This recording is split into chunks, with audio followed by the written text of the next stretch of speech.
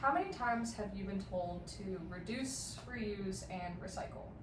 That it's your responsibility to save the world from all of the horrible trash you create. The earth is dying, and it's your responsibility to save it. So sure, you reduce the amount of plastics you're buying, even though they encase everything on the shelves these days. You reuse those single-use plastics, even though they've already begun to deteriorate into your food. And most importantly, you recycle absolutely everything, even though it's likely to end up in a landfill anyway. Seems pointless, right? That's because the biggest threat to the environment happened long before you had anything to do with it. Large-scale corporations need to be held responsible for how they impact the climate change crisis, as they contribute the most towards industrial emissions and are more capable of enacting such change rather than the consumer, who may not have the resources to lessen their carbon footprint. Things like industrial emissions and carbon footprint contribute to the overall accumulation of greenhouse gases. This change can disrupt weather patterns and eventually make the Earth uninhabitable for human life.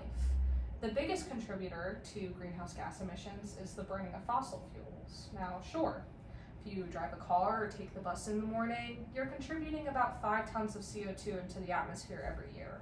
But according to the National Resource Defense Council, the top 1% of food suppliers in the United States alone contribute 630 million tons of CO2 into the atmosphere every year. The NRDC goes on to say that it is mere 100 companies that are responsible for 70% of greenhouse gas emissions, making the actions of the consumer nearly obsolete.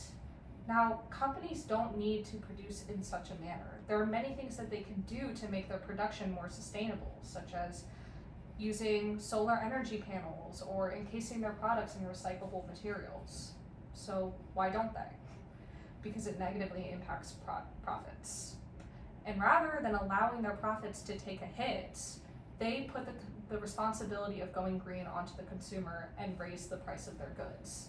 The Bay Audubon Center reports that ExxonMobil and BP, two of the biggest manufacturers contributing to greenhouse gas emissions, were some of the first companies to not only know about how they were negatively impacting the environment, but also some of the first companies to put the responsibility of going green on the consumer.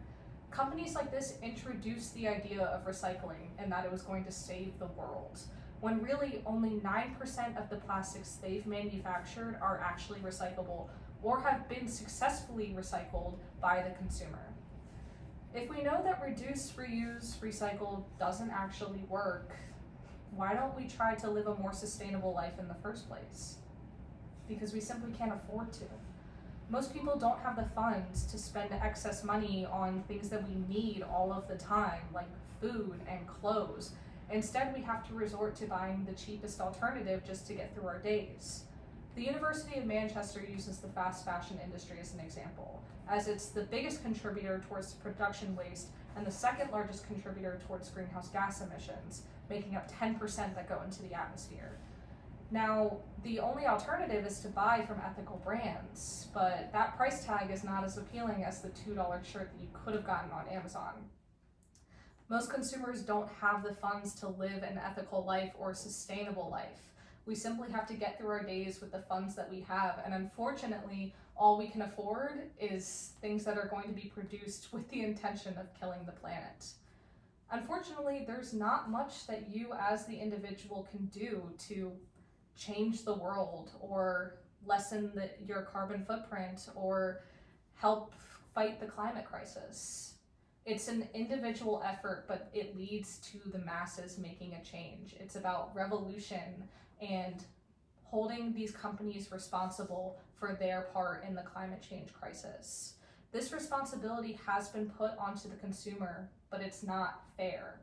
It is not your responsibility to make up the funds to fight the climate change crisis. It is not your responsibility to go out of your way to buy these goods that you can't afford or recycle things that can't actually be recycled. Large-scale corporations make money off of killing the planet. They make money off of manufacturing things that cannot be recycled. It's evil work, and it is done intentionally. We need to rise and lead a revolt against these large-scale corporations that are actively killing both us and our planet. It is time to get together and do what we can to solve the climate change crisis.